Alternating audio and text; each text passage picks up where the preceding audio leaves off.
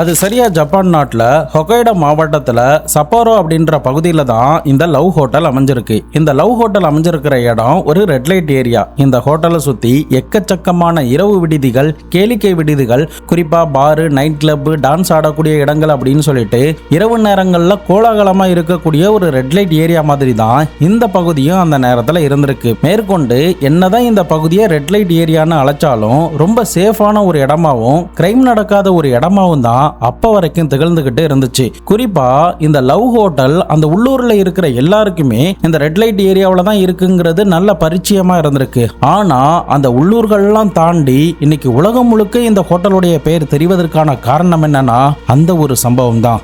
அந்த சம்பவத்தை பத்தி தான் இன்னைக்கான வீடியோல நம்ம தெள்ள தெளிவா பார்க்க போறோம். அன்னைக்கு சரியா ஜூலை 1, 2023 வழக்கமான ஒரு நல்ல நாள் மாதிரி தான் அந்த பகுதியுடைய மக்களுக்கு விடிய ஆரம்பிச்சது. வழக்கம் போல இரவு நேரத்துல ஒவ்வொருத்தரும் தங்களுக்கு பிடிச்சவங்க கூட அங்கங்க எல்லாரும் சுற்றி தெரிய ஆரம்பிச்சாங்க. நான் ஏற்கனவே சொன்ன மாதிரி அங்க நிறைய டான்ஸ் ஈவெண்ட்லாம் நடக்கும்ல, அதே மாதிரி அந்த இடத்துல அன்னைக்குமே டான்ஸ் ஈவெண்ட்லாம் நடந்துச்சு. ஒரு கட்டத்துல அந்த டான்ஸ் ஈவெண்ட்லாம் ஒரு 10 மணிக்கு முடிஞ்சதுக்கு பிறகு சரியா இந்த லவ் ஹோட்டலுக்கு 10:50 மணி வாகுல ஒரு ஜோடி அந்த ஹோட்டலோடைய ரிசப்ஷன்ல வந்து செக் இன் பண்ணி இருந்திருக்காங்க. அந்த ஜோடி ஆனா பெண்ணா அப்படிங்கிறது வந்தவங்களுக்கே சரியா தெரியவே இல்லை. ஏன்னா அவங்க 2 பேரும் மாஸ்க் போட்டிருந்தாங்க.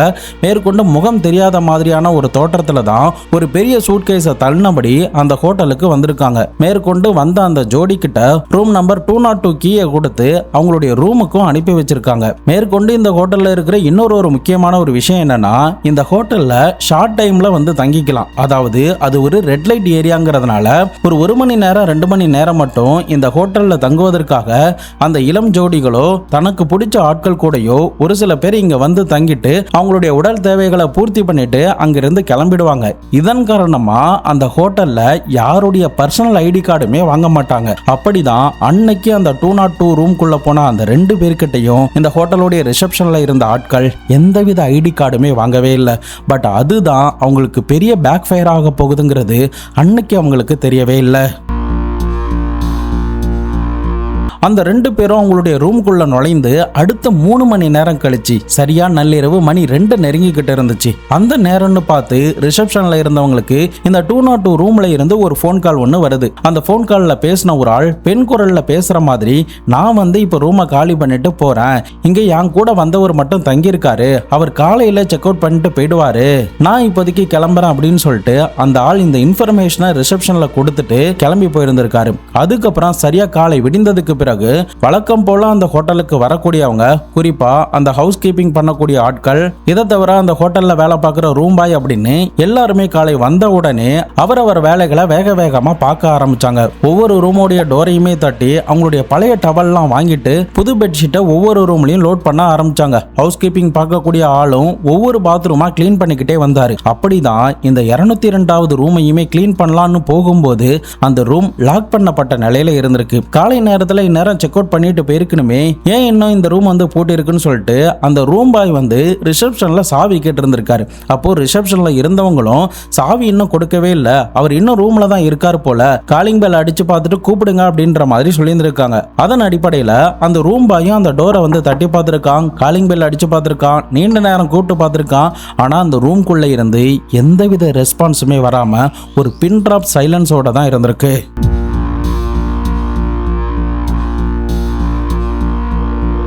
சரி, ஒருவேளை அந்த கஸ்டமர் வந்து தூங்கிட்டு இருப்பார் போல, நம்ம டிஸ்டர்ப் பண்ண வேணாம், எழுந்ததுக்கு பிறகு எதா இருந்தாலும் பேசிக்கலாம் அப்படின்னு சொல்லிட்டு அந்த ஹோட்டல்ல இருந்தவங்களும் அதை பத்தி பெருசா கண்டுக்கவே இல்லை. ஆனா நேரம் ஆக ஆக அந்த ரூம்ல இருந்து யாரும் வெளியில வந்த மாதிரியான எந்தவித தடயங்களும் தெரியவே இல்லை. ஒரு கட்டத்துல செக் அவுட் பண்ணக்கூடிய நேரத்தையும் தாண்டி அந்த நபர் அந்த 202 ரூம்ல இருந்து வெளியில வராததுனால இந்த ஹோட்டல்ல இருந்த மேனேஜர் தங்கிட்ட இருக்கிற மாஸ்டர் கீயை பயன்படுத்தி அந்த ரூமை திறக்கலாம் அப்படின்னு சரியா ஜூலை 2ஆம் தேதி, அதாவது முதல் நாள் இரவுல ஒரு 11 மணிக்கு அந்த ஜோடி அந்த ரூம்குள்ள வந்திருக்காங்க. அடுத்த நாள் மதியம் 3:20 போல தான் இந்த ஹோட்டலுடைய மேனேஜர் வந்து மாஸ்டர் கீயை எடுத்துக்கிட்டு அந்த ரூம் கிட்ட போறாரு. அப்பயுமே காலிங் பெல் அடிச்சு பார்க்கறாரு, டோரை தட்டி பார்க்கறாரு. எந்தவித ரெஸ்பான்ஸும் வராத பட்சத்துல தான் அவர் தான் கிட்ட இருக்கிற அந்த கீயை பயன்படுத்தி அந்த ரூமை திறந்து உள்ள பார்க்கறாரு. அப்படி பார்த்த அவருக்கு ஒரு பெரிய அதிர்ச்சி தான் காத்துக்கிட்டு இருந்துச்சு. அது என்னன்னா அந்த ரூம்ல இருந்த பெட்ஷீட் எல்லாமே கலையாம அப்படியே நீட்டா இருந்திருக்கு. அதே சமயம் அந்த ரூம் பக்காவா கிளீனா இருந்திருக்கு. அங்க வந்த ஆட்களுக்கும் என்னடா அது இப்படி இருக்கு, ரெண்டு பேரும் நேற்று நைட்டு வந்து என்னதான் பண்ணாங்க, உண்மையிலேயே அவங்க வந்து தங்கினாங்களா இல்லையா அப்படின்ற கன்ஃபியூஷனே அவங்களுக்கு எழ ஆரம்பிச்சிட்டு மேற்கொண்டு அவங்க என்ன நினைச்சாங்கன்னா, ஒருவேளை நள்ளிரவு நேரத்திலே அவங்களும் சொல்லிக்காம போயிட்டாங்களோ, இந்த ரூமை பயன்படுத்தாம போயிட்டாங்களோ அப்படின்ற மாதிரி தான் யோசிக்க ஆரம்பிச்சாங்க. அதன் அடிப்படையில் ரூம் பாய் கிட்டையும் ஹவுஸ் கீப்பிங் ஆட்கள் கிட்டையும் பாத்ரூம்ல ஏதாவது டவல் இருந்தா அதையும் லாண்ட்ரிக்கு போட்டுருங்க, பாத்ரூமையும் கிளீன் பண்ணிடுங்க அப்படின்னு சொல்லிட்டு அவர் வெளியில காலடி எடுத்து வச்ச ஒரு சில நேரத்திலேயே அந்த ரூம்ல இருந்து ஒரு அலறல் சத்தம் கேட்க ஆரம்பிச்சது. அது யாருன்னா இந்த ஹவுஸ் கீப்பிங் பார்க்கக்கூடிய ஆள் தான். ஏன் அன்னைக்கு அவர் கத்துனாருன்னா, அவர் அந்த பாத்ரூமை திறந்ததும் ஒரு மோசமான காட்சியை தான் பார்த்தாரு. மேற்கொண்டு அந்த இடத்துல இருந்த எல்லாரும் சம்பவ இடத்துக்கு வந்து அந்த பாத்ரூமை பார்க்கும்போது தான் அவங்களுடைய என்டையர் லைஃப்ல மறக்கவே முடியாத ஒரு கொடூரமான காட்சியை, அது வரைக்கும் ஜப்பான் நாடே பார்க்காத ஒரு மோசமான காட்சியை தான் அன்னைக்கு அந்த ஹோட்டல் ஸ்டாஃப் எல்லாருமே பார்க்க ஆரம்பிச்சாங்க. அப்படி அந்த ஹோட்டல்ல இவங்க எல்லாரும் என்ன காட்சியை தான் பார்த்தாங்க, அந்த ரூம்குள்ள வந்து தங்கின ரெண்டு பேர் யாராரு, எதனால ஒருத்தர் மட்டும் நள்ளிரவு 2 மணிக்கு அந்த ரூம்ல இருந்து கிளம்பி போகணும், அவங்க கூட வந்த இன்னொரு ஆளுக்கு என்னதான் நடந்துச்சு, 2023ல ஒட்டுமொத்த ஜப்பான் மக்களாலுமே மறக்கவே முடியாத மிக கொடூரமான ஹாலிவுட் படத்தெல்லாம் மிஞ்சக்கூடிய ஒரு மோசமான சம்பவத்தை பத்தி தான் இன்னைக்கான வீடியோல தெள்ள தெளிவா அலசி ஆராய போறோம். வீடியோவை எங்கேயுமே ஸ்கிப் பண்ணாம பார்த்துக்கிட்டு வாங்க. கண்டிப்பா இந்த வீடியோ உங்களுக்கு ஒரு த்ரில்லர் படம் பார்த்த ஃபீலை கொடுக்கும். நான் உங்கள் Babu Shankar, welcome to Babu Shankar files.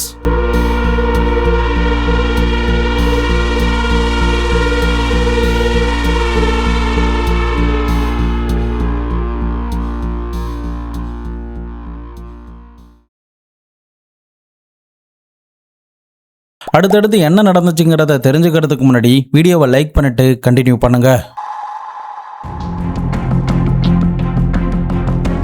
அந்த கொடூரமான காட்சியை பார்த்து பயந்து போன அந்த மொத்த ஹோட்டல் ஸ்டாஃபும் உடனடியாக போலீஸ் ஸ்டேஷனுக்கு தகவல் கொடுத்தாங்க. போலீஸ் ஆஃபீஸருமே சம்பவ இடத்துக்கு அவங்களுடைய ஃபோர்ஸோட வந்து அவங்களும் அந்த பாத்ரூமை பார்த்ததும் ஒரு நிமிஷம் உறைஞ்சு போய் நின்னாங்க. அவங்களுடைய என்டையர் லைஃப்லையுமே என்டையர் சர்வீஸ்லையுமே அப்படி ஒரு காட்சியை பார்த்தது இல்லை அப்படின்னு தான் அந்த காட்சியை நேரில் பார்த்த போலீஸ் ஆஃபீஸர் பின் நாட்களில் சொல்லியிருந்திருக்காங்க. மேற்கொண்டு அது வரைக்குமே அப்படிப்பட்ட ஒரு கொடூரமான சம்பவத்தை அந்த நகரம் பார்த்ததே இல்லைன்னு தான் சொன்னாங்க. மக்கள் எல்லாரும் அந்த சம்பவத்தை பார்த்து பீதி அடைஞ்சாங்கன்னு கூட சொல்லலாம். ஏன்னா அந்த பாத்ரூம்ல அப்படி என்ன இருந்துச்சுன்னா, அங்க இருந்த பாத்டப்ல ஒரு ஆளுடைய கால்கள் மட்டும் வெளியில நீட்டினபடி இருந்துச்சு. சரி, ஒருவேளை அந்த ஆள் வந்து மயக்கத்திலேயோ அப்படி இல்லைன்னா தூக்க கலக்கத்திலேயோ அந்த பாத்டப்லயே இருக்காரோ அப்படின்னு நினைச்சிட்டு தான் அந்த ஹோட்டல் ஸ்டாஃப்ல ஒருத்தர் வந்து கிட்ட போயிருந்திருக்காரு. ஆனா அந்த காலை தூரத்துல இருந்து தட்டி பார்த்தப்போ அவர்கிட்ட இருந்து எந்த ரெஸ்பான்ஸும் இல்லை. ஆனா இன்னொரு ஸ்டெப் எடுத்து வச்சு அந்த பாத்டப்புக்குள்ள பார்க்கும்போது தான் தலையில்லாத ஒரு ஆணுடைய சடலம் பல கத்தி குத்து காயத்தோட கொடூரமான முறையில் கடந்ததை பார்த்துட்டு அந்த மனுஷன் அந்த இடத்துலயே பதறி போயிட்டாரு. அதுக்கப்புறம் தான் ஹோட்டல் ஸ்டாஃப் வந்து போலீஸுக்கு தகவல் கொடுத்தாங்க. போலீஸுமே இந்த கொடூர காட்சியை நேரில் பார்த்துட்டு இமிடியேட்டா forensic team, finger print expert எல்லாருமே வர வச்சு அந்த இடத்தை இன்ச்சு பை இன்ச்சா செக் பண்ண ஆரம்பிச்சாங்க. அப்படி செக் பண்ணி பார்க்கும்போது தான் போலீஸுக்கு இன்னொரு ஷாக்கே காத்துக்கிட்டு இருந்துச்சு. அது என்னன்னா, கில்லர் பக்காவா அந்த இடத்த எந்த தடயத்தையும் விடக்கூடாதுங்கிறதுக்காக கிளீன் பண்ணிட்டு போயிருக்கான்னு ஃபாரன்சிக் ஆஃபீஸர் சொல்ல ஆரம்பிச்சாங்க. அவங்க சொன்ன மாதிரியே அந்த ரூம்குள்ள இறந்து போன அந்த ஆளுடைய எந்தவித ட்ரெஸ்ஸோ, அவருடைய ஐடி கார்டோ, அவருடைய car key, bike key, house key அப்படின்னு சொல்லிட்டு எதுவுமே கிடைக்கவே இல்லை. வெறும் முண்டமா மட்டும்தான் அந்த பாத்டப்ல கடந்திருக்காரு. ஸோ இதை வச்சு பார்க்கும்போது இந்த ஆள் கூட வந்த இன்னொருத்தர் தான் இதை பண்ணிருக்கணும் அப்படின்ற ஒரு முடிவுக்கு வந்துட்டாங்க. ஸோ இதனால ஹோட்டல் ரிசப்ஷன்ல இருந்தவங்களை விசாரணை பண்ணும்போது நான் ஏற்கனவே சொன்ன விஷயங்கள் எல்லாமே போலீஸுக்கு தெரிய வர ஆரம்பிச்சது. அதுக்கப்புறம் அந்த ஹோட்டலோடைய சிசிடிவியை செக் பண்ணி பார்க்கும்போது தான் 2 மணி ஆகல ஒரு பிளாக் கலர் ரெயின் கோட் போட்ட நிலையிலையும் ஒரு பெரிய சூட்கேஸை தள்ளிட்டு போன நிலையிலையும் முகமூடிலாம் போட்ட நிலையில ஒரு ஆள் அந்த ஹோட்டல்ல இருந்து வெளியேறதும் அங்கிருந்து அவர் எங்கேயோ மாயமா மறைஞ்சு போறாரு அப்படின்ற விஷயத்தையும் போலீஸ் அதிகாரிகள் சிசிடிவில பாக்குறாங்க.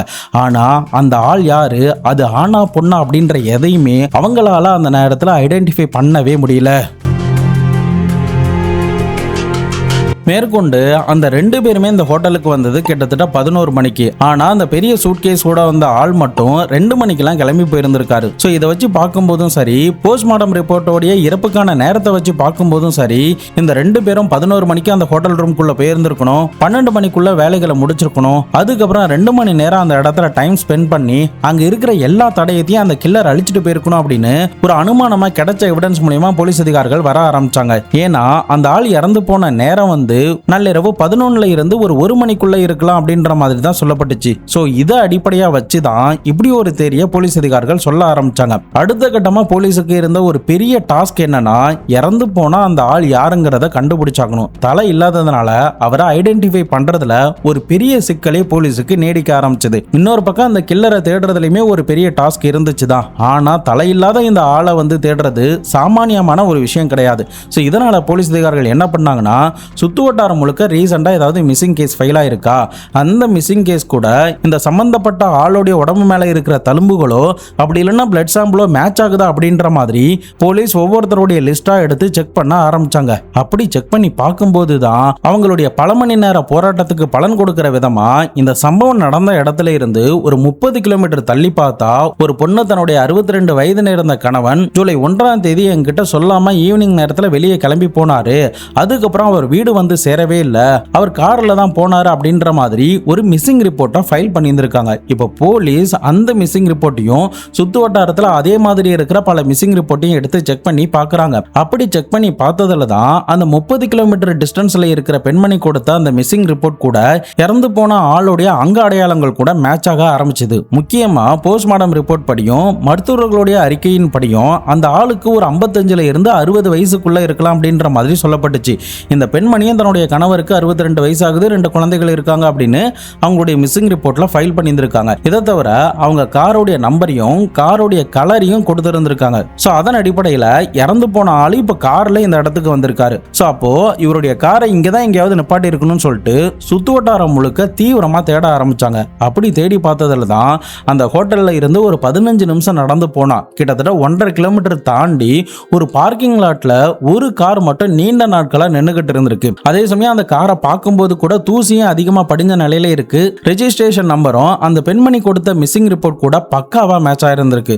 ஸோ ஆக மொத்தம் அன்னைக்கு அந்த ஹோட்டல்ல கொலை செய்யப்பட்டது அந்த 62 வயது நபர் தான் அப்படிங்கிற ஒரு விஷயத்த போலீஸ் அதிகாரிகள் முதற்கட்டமா கண்டுபிடிக்க ஆரம்பிச்சாங்க. அந்த ஆளுடைய பேர் என்னன்னா ஹிதோசி உரா.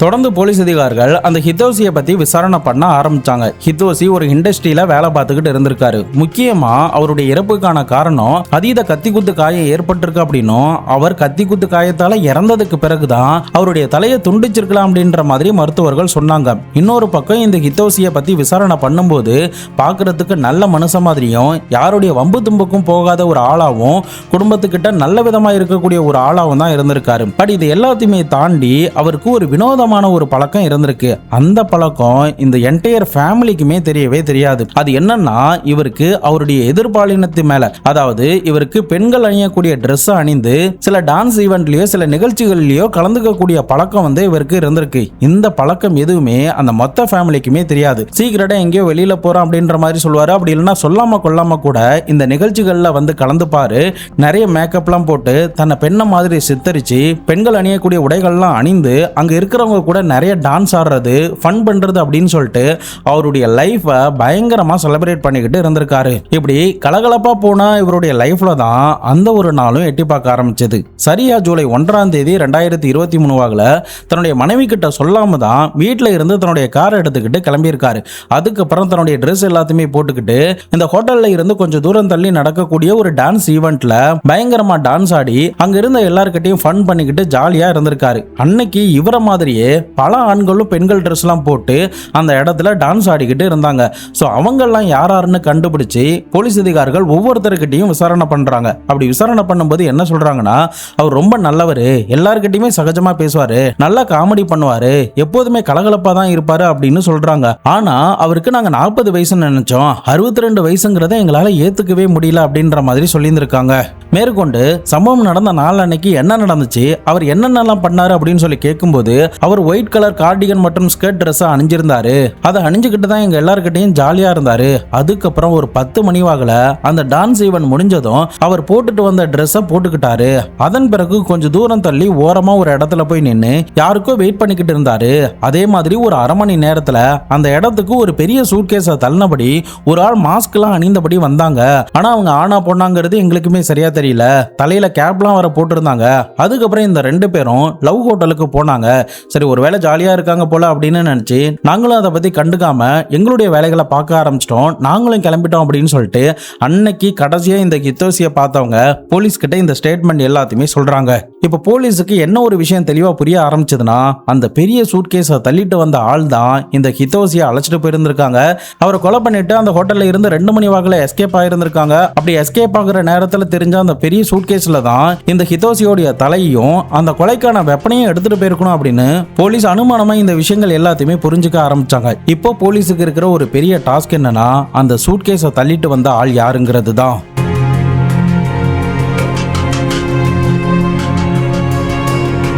சூட்கேஸை தள்ளிட்டு வந்த ஆளை கண்டுபிடிக்க முடியாததுனால இந்த வழக்கை விசாரணை பண்றதுக்கு ஒரு ஸ்பெஷல் டீமை அந்த நாட்டோடைய போலீஸ் டிபார்ட்மெண்ட் நியமிக்க ஆரம்பிச்சாங்க. அதன் அடிப்படையில் அந்த டீம் ரொம்ப தீவிரமா மும்முரமா அந்த ஹோட்டல்ல இருந்த சிசிடிவியை அனலைஸ் பண்ண ஆரம்பிச்சாங்க. அதுக்கப்புறம் அந்த பொண்ணு எந்த திசை நோக்கி போறாளோ அந்த திசைகள்ல ஏதாவது சிசிடிவி கிடைக்குமா அப்படின்னு சொல்லி பார்க்கும்போது அவன் நிறைய இண்டி இடத்துல நுழைஞ்சு ஒரு மெயின் ரோட்டுக்கு போறது பதிவாயிருந்திருக்கு. ஸோ அதன் அடிப்படையில் அந்தந்த பாதைகளில் இருக்கிற ஒவ்வொரு சிசிடிவியுமே கலெக்ட் பண்ணி முடிச்சதுக்கு பிறகு ஒன்னா செக் பண்ண ஆரம்பிச்சாங்க. அப்படி செக் பண்ணி பார்த்ததுல தான் ஃபைனலி சரியா ஒரு 3 வாரம் கழிச்சு கிட்டத்தட்ட 24 நாட்கள் கழித்து அந்த சூட்கேஸை தள்ளிட்டு வந்த ஆளை கண்டுபிடிக்கிறாங்க. சரியா ஜூலை 24, 2023 இந்த போலீஸ் டீம் ரொம்ப வேகமா காலை நேரத்திலேயே ஒசோமோ அப்படின்ற ஒருத்தருடைய வீட்டு முன்னாடி போய் நிக்கிறாங்க. இந்த ஒசோமோ யாருன்னா, அந்த பகுதியில் ரொம்ப ஃபேமஸான ஒரு மனநல மருத்துவர். இவருடைய வீட்டுக்கு போலீஸ் வந்திருக்காங்களா அப்படின்னு சொல்லிட்டு அக்கம் பக்கத்தில் இருந்த எல்லாருக்குமே ஒரு பெரிய ஷாக்காக தான் இருந்திருக்கு. பட் அப்போ வரைக்குமே அந்த ஹோட்டல்ல முண்டமா கிடந்த கொலைக்கான ஒரு கில்லரை தான் இந்த வீட்டில் இருந்து கைது பண்ண போறாங்க அப்படிங்கிறது அக்கம் பக்கத்தில் இருந்த யாருக்குமே அப்ப தெரியாது.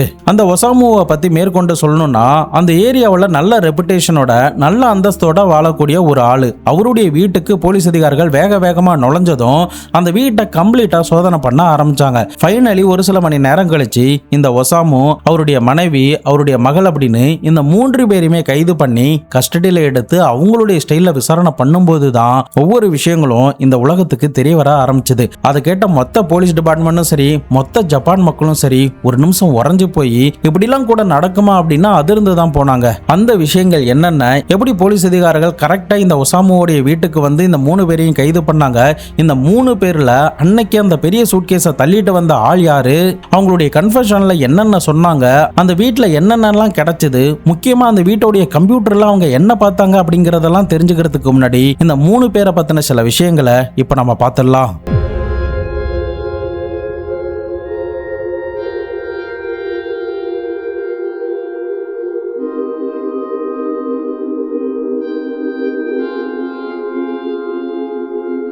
ஒசாமு அந்த ஊர்ல நல்ல அந்தஸ்தோட நல்ல மரியாதையோட இருக்கிற ஒரு மனநல மருத்துவர். இவர் பொருளாதார ரீதியா எந்த பிரச்சனையும் இல்லாம நல்ல வசதி வாய்ப்போட தான் அந்த பகுதியில இருந்திருக்காரு. இவருடைய மனைவி பெயர் ஹிரோகோ. இவங்க கல்யாணம் ஆகிறதுக்கு முன்னாடி ஒரு ஆர்ட் கேலரியில வேலை பார்த்திருக்காங்க. அதுக்கப்புறம் கல்யாணம் ஆனதுக்கு பிறகு ஒரு பெண் குழந்தையை இவங்க பெற்றெடுக்கிறாங்க. அந்த பெண் குழந்தை தான் உலகம் அப்படின்னு சொல்லிட்டு வேற எந்த வேலைக்குமே போகாம இந்த ஹிரோகோ தன்னுடைய மகளை முழுக்க பார்க்க ஆரம்பிச்சாங்க. ஆனா நாட்கள் நகர அந்த மகளுடைய ஆக்டிவிட்டிஸ் எல்லாமே கொஞ்சம் கொஞ்சமா மற்ற பிள்ளைகளை விட மோசமாகிக்கிட்டே போக ஆரம்பிச்சது. அதுக்கு மெயின் காரணம் இந்த அப்பா அம்மான்னு கூட சொல்லலாம். ஏன்னா இந்த பொண்ணு என்ன கேட்டாலும் வாங்கி தரக்கூடிய ஒரு ஆளாவும், என்ன கட்டளை போட்டாலும் அதை செய்யக்கூடிய ஒரு ஆளாவும் தான் திகழ ஆரம்பிச்சாங்க. தொடர்ந்து அந்த பொண்ணு என்ன கேட்டாலும் நோ சொல்லாம நகை வாங்கி கொடுக்கறது, ட்ரெஸ் வாங்கி கொடுக்கறதுன்னு சொல்லிட்டு ரொம்ப செல்லமா தான் அந்த பொண்ணை வளர்க்க ஆரம்பிச்சாங்க. ஒரு கட்டத்துல அந்த பொண்ணு என்ன சொல்றாளோ அதை மட்டும் முடிவெடுக்கக்கூடிய ஒரு சுச்சுவேஷன்ல தான் இந்த அப்பா அம்மா 2 பேருமே தள்ளப்பட்டுட்டாங்க.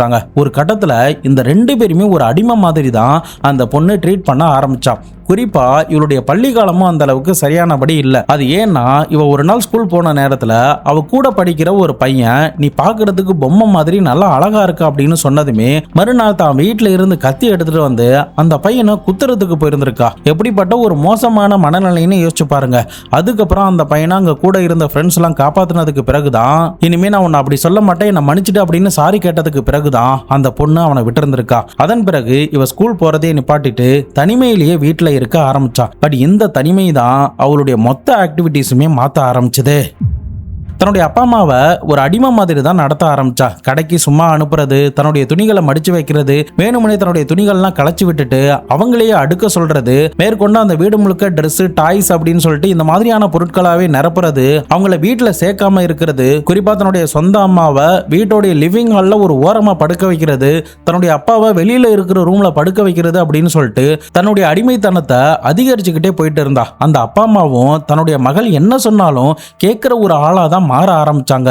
குறிப்பா தன்னுடைய அப்பாவை அப்பான்னு கூட கூப்பிடாம டிரைவர்னு தான் அழைக்க ஆரம்பிச்சா. இந்த பொண்ணு எங்க போனாலும் அழைச்சிட்டு போகக்கூடிய ஒரு ஆளா தான் இந்த அப்பா அந்த மகளுக்கு பணிவிடைகள் செய்ய ஆரம்பிச்சாரு. இந்த அப்பா அம்மாவும் அந்த பொண்ணை ஒரு பெரிய ராணி மாதிரியும் அவ என்ன சொன்னாலும் கேட்கக்கூடிய ஒரு ஆளாவும் தான் நடக்க ஆரம்பிச்சாங்க. குறிப்பா இவங்க எப்படிலாம் இருக்கணும், என்னென்னலாம் பண்ணக்கூடாது அப்படின்ற மாதிரி எல்லாத்தையுமே ஒரு சாட்ல எழுதி அவங்களுடைய வீட்டு சுவர்கள்லயே ஒட்டி வச்சிருக்காங்களான்னா பாத்துக்கோங்களேன். எந்த அளவுக்கு தங்களுடைய மகள் மேல பித்து பிடிச்சி அவ சொல்ற எல்லாத்தையுமே கேட்கக்கூடிய ஒரு ஆளா மாறி இருக்காங்கன்னு பாருங்க.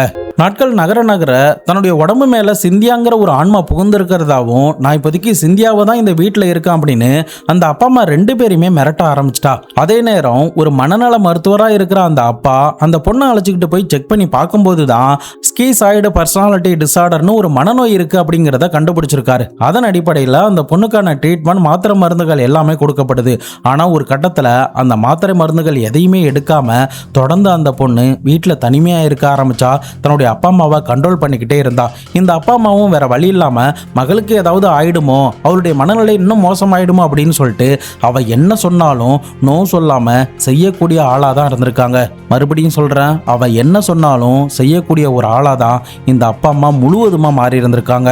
இந்த நேரத்துல தான் சரியா அந்த கொலை சம்பவம் நடப்பதற்கு 1.5 மாசத்துக்கு முன்னாடி சரியா மே மாசம் 2023 ஹிதோசிய முதல் முறையா இந்த மனநல டாக்டருடைய மகள் மீட் பண்ணி இருந்திருக்கா.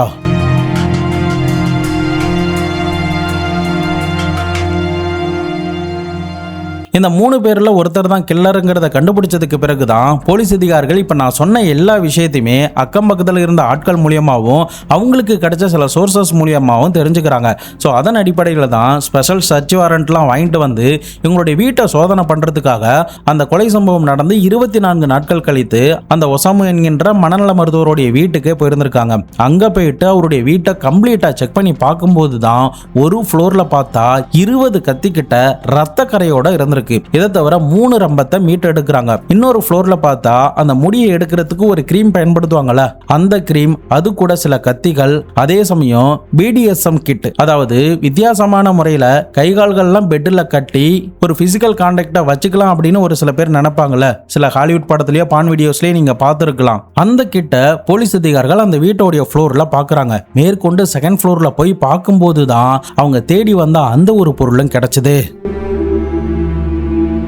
எஸ், அந்த ஹிதோசியோடைய தலை அந்த வீட்டில் இருந்த ஃப்ரீசருக்குள்ள வெட்டப்பட்ட நிலையில கொடூரமான முறையில இருந்திருக்கு. அந்த தலையில இருந்த சில உடற்பாகங்கள் கூட மிஸ் ஆகி கிட்டத்தட்ட அழுகிற நிலைமைக்கு போயிருந்திருக்கு. அதை எல்லாத்தையுமே போலீஸ் அதிகாரிகள் கம்ப்ளீட்டா மீட் எடுத்ததுக்கு பிறகு அந்த வீட்டில் தங்கி இருக்கிற 3 பேருடைய மொபைல் போனையும் வாங்கி செக் பண்ணி பார்த்துருக்காங்க. அப்படி செக் பண்ணி பார்க்கும்போது இவங்க கூகுளில் ஒரு ஆளை எப்படி கொலை பண்ணணும் அப்படின்ற எல்லாத்தையுமே சர்ச் பண்ணி பார்த்துருக்காங்க. அதே சமயம் அந்த மனநல மருத்துவருடைய மகளுடைய லேப்டாப்பை செக் பண்ணி பார்க்கும்போது தான் போலீஸுக்கு இன்னும் ஒரு பெரிய கொடூரமான அதிர்ச்சியை காத்துக்கிட்டு இருந்துச்சு. அப்படி அந்த லேப்டாப்ல அவங்க என்ன பார்த்தாங்கன்னா, ஒரு வீடியோல அந்த ஹோட்டல் ரூம்ல இந்த பொண்ணு பாத்ரூம்ல பாத்டப்ல இந்த ஹிதோசியை உட்கார வச்சு நாயோடைய தலையில நம்ம எப்படி வருடி கொடுப்போமோ அந்த மாதிரி ஹிதோசியோடைய தலையில வருடி கொடுத்திருந்திருக்கா. பட் அது பார்க்கறதுக்கு ஒரு பாசத்துல பண்ற மாதிரி தெரிஞ்சாலும் அடுத்த ஒரு சில நிமிடத்திலேயே தான் மறைச்சு வச்சிருக்கிற கத்தியை எடுத்து பின் பக்கத்துல இருந்து அவனுடைய கழுத்தை சரசரன்னு அறுக்க ஆரம்பிச்சா. அதுக்கப்புறம் கண்ணாபின்னான்னு கத்தியால குத்த ஆரம்பிச்சா. இது எல்லாமே வீடியோவை ரெக்கார்ட் பண்ணது மட்டும் இல்லாம அதை இந்த லேப்டாப்லயுமே இந்த பொண்ணு ஸ்டோர் பண்ணி வச்சிருக்கா. இன்னொரு வீடியோல பார்த்தா அந்த தலையை வீட்டுக்கு எடுத்துட்டு வந்ததுக்கு பிறகு தன்னுடைய அம்மாவை வீடியோ எடுக்க சொல்லி கட்டாயப்படுத்தி இருந்திருக்கா. அந்த நேரத்துல அந்த தலை கூட சில விளையாட்டுகள்லாம் பண்ணி முடிச்சதுக்கு பிறகு கண்ணை திடீர்னு புடுங்கி இருந்திருக்கா. அதுக்கப்புறம் நாக்க அந்த தலையில இருந்து திடீர்னு வெளியில அறுத்து இருந்திருக்கா. எப்படிப்பட்ட மனநிலைக்கு அந்த பொண்ணு தள்ளப்பட்டிருக்கான்னு பாருங்க. இது எல்லாத்தையுமே போலீஸ் அதிகாரிகள் பார்த்ததுக்கு பிறகு சரியான எவிடன்ஸ் நமக்கு கிடைச்சிருச்சு அப்படின்னு சொல்லிட்டு தான் இந்த 3 பேரையுமே கைது பண்ணாங்க. எஸ், அன்னைக்கு அந்த ஹிதோசியை கொலை பண்ணது வேற யாரும் கிடையாது, இந்த மனநல மருத்துவருடைய மகளான 29 வயது இருந்த ரூனா தமோரா.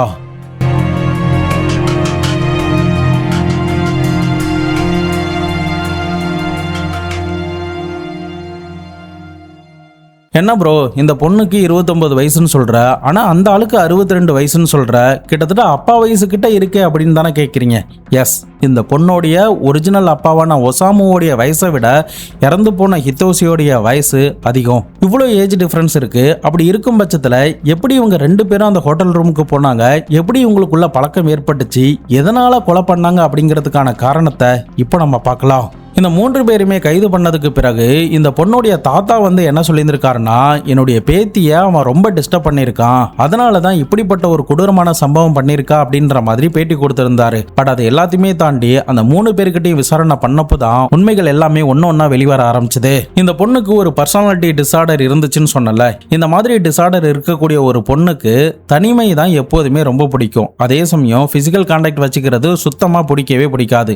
இன்னொரு பக்கம் பார்த்தா கற்பனை உலகத்திலேயே அவங்க எந்நேரம் வாழ்ந்துகிட்டே இருப்பாங்க. அதாவது தான் வேற ஒரு உலகத்துல வாழ்ற மாதிரியும் வேற ஒரு ஆள் மாதிரி வாழ்ற மாதிரியும் தான் அவங்க நினைச்சுக்கிட்டே இருப்பாங்க. சோ அந்த அளவுக்கு மனநலம் பாதிக்கப்பட்டிருந்த பொண்ணாதான் இந்த ரூனா அந்த நேரத்துல இருந்தா. இந்த மாதிரியான சந்தர்ப்பத்துல தான் சரியா மே மாசம் 2023 தன்னுடைய அப்பாவை அழைச்சுக்கிட்டு, அதாவது தன்னுடைய அப்பா தானே இவ டிரைவரா யூஸ் பண்றா, இவ என்ன சொன்னாலும் இந்த அப்பா அம்மா கேட்பாங்கல்ல, அதனால ஒரு ரெட் லைட் ஏரியாவுக்கு போகலாம் அப்படின்னு சொல்லிட்டு சூசிக்கினோ அப்படின்ற ஒரு ரெட் லைட் ஏரியாவுக்கு தன்னுடைய அப்பாவை அழைச்சுக்கிட்டு இந்த பொண்ணு போயிருந்திருக்கா. அங்கதான் ஒரு டான்ஸ் ஈவெண்ட்ல பெண் வேடமிட்டு இருந்த இந்த ஹிதோஷியோடைய பழக்கம் இந்த பொண்ணுக்கு கிடைச்சிருந்திருக்கு. 2 பேரும் அந்த இடத்துல நெருங்கி பழக ஆரம்பிச்சாங்க. 2 பேரும் ஒன்னா டான்ஸ் ஆட ஆரம்பிச்சாங்க. அதுக்கப்புறம் இந்த 2 பேரும் பக்கத்துல இருக்கிற ஹோட்டலுக்கு ரூம் போட ஆரம்பிச்சாங்க. இது எல்லாமே யார் கண்ணு முன்னாடி நடக்குதுன்னா அந்த பொண்ணுடைய அப்பாவுடைய கண்ணு முன்னாடி தான் நடக்குது. ஆனா அவர் எதையுமே தடுக்காம வெறும் வேடிக்கை மட்டும் தான் பார்த்துக்கிட்டு இருந்தாரு. எந்த அளவுக்கு ஒரு அருவருப்பான விஷயம்னு பாருங்க. இன்னொரு பக்கம் அந்த ரூம்குள்ள போனதுக்கு பிறகு ஒரு சில மணி நேரத்திலேயே அந்த பொண்ணு வேக வேகமா வந்திருக்கா.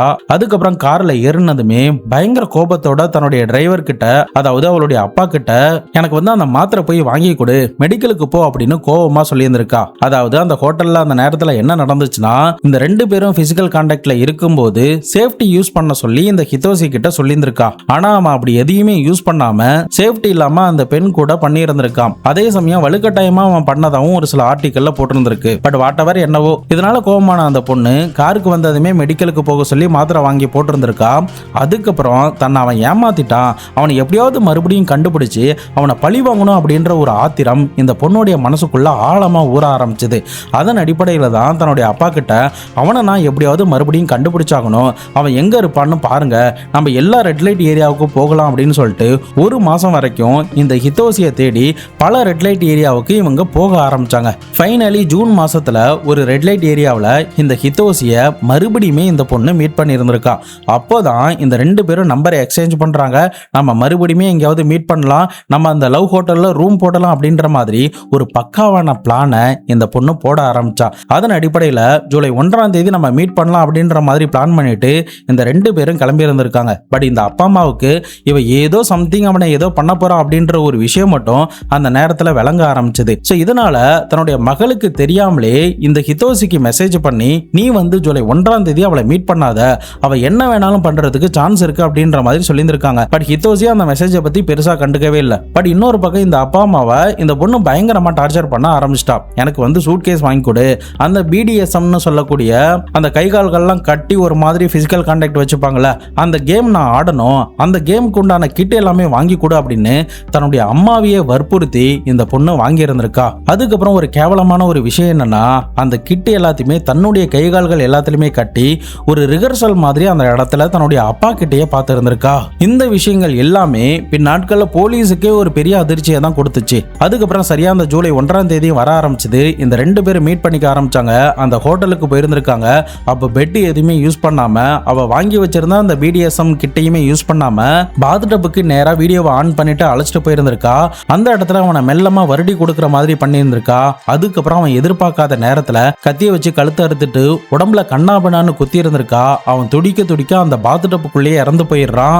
அதன் பிறகு அவனுடைய ட்ரெஸ், அவனுடைய உடைமைகள் எல்லாத்தையுமே அவ கொண்டு வந்த சூட் கேஸ்ல எடுத்து வைக்கிறா. மேற்கொண்டு 2 மணி நேரம் கிட்ட டைம் ஸ்பெண்ட் பண்ணி அந்த ரூம்ல ஒரு தடையும் கூட கிடைக்க கூடாதுங்கிறதுக்காக பக்காவா கிளீன் பண்ணிட்டு தான் 2 மணிக்கு ரிசப்ஷனுக்கு கால் பண்ணி, நான் கிளம்பிட்டேன், இன்னொரு ஆள் மட்டும் இந்த இடத்துல இருக்காரு அப்படின்ற இன்ஃபர்மேஷனை கொடுத்துட்டு இந்த பொண்ணு தன்னுடைய வீட்டுக்கு போயிருந்திருக்கா.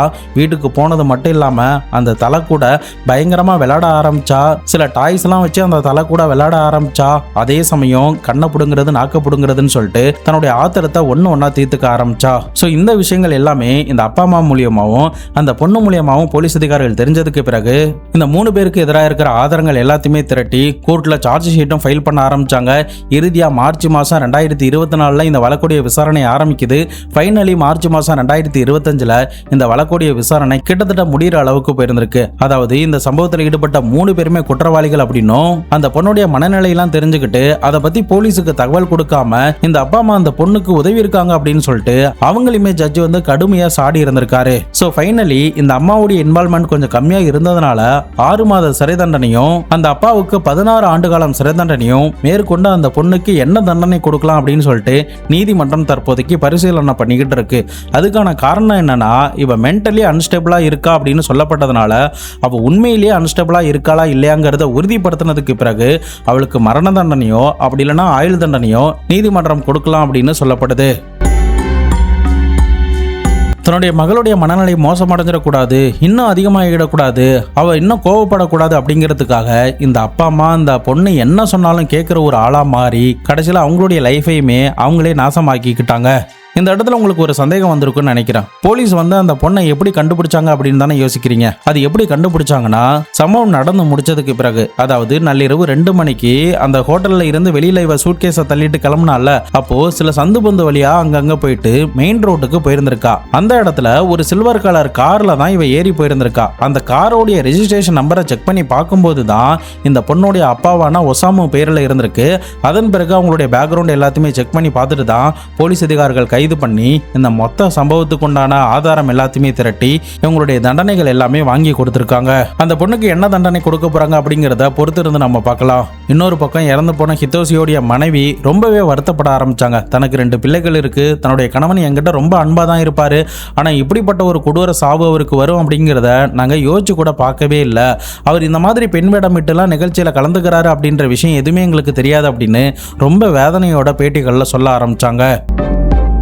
இந்த மாதிரி ஒரு குழந்தைக்கு மனநலம் பாதிக்கப்படும் போது அதை ஆரம்பத்திலே சரி பண்ணிடுறது ரொம்பவே நல்லது. நம்ம அசால்ட்டா அப்படியே விட்டுட்டோம்னா அது எந்த அளவுக்கு மோசமடையும் அப்படிங்கிறதுக்கான ஒரு சின்ன எக்ஸாம்பிள் தான் இன்னைக்கு நம்ம பார்த்த கேஸ். முடிஞ்ச அளவுக்கு ஒவ்வொரு பேரண்ட்ஸும் என்னைக்குமே தங்களுடைய பிள்ளைகளை தனிமையில விட்டுறாதீங்க. அவங்களுடைய மனநிலைக்கு ஏற்ற மாதிரி கீழே இறங்கி அவங்க கிட்ட ஒரு நல்ல பாண்டிங்கை உருவாக்குனா எதிர்வரும் காலங்களில் ரூனா மாதிரியான ஒரு ஆள் உருவாகாம இருக்கிறதுக்கு நாம ஒரு வழிவகையை ஏற்படுத்தி கொடுத்த மாதிரி இருக்கும். ஸோ முடிஞ்ச அளவுக்கு ஒவ்வொரு பேரண்ட்ஸும் தங்களுடைய பிள்ளைகள் என்ன பண்றாங்க, அவங்களுடைய மனநிலை எப்படி இருக்கு அப்படிங்கிறத கீப் ஆன் வாட்ச் பண்ணிக்கிட்டே வர்றது ரொம்பவே நல்லதுன்னு தான் நான் சொல்லுவேன்.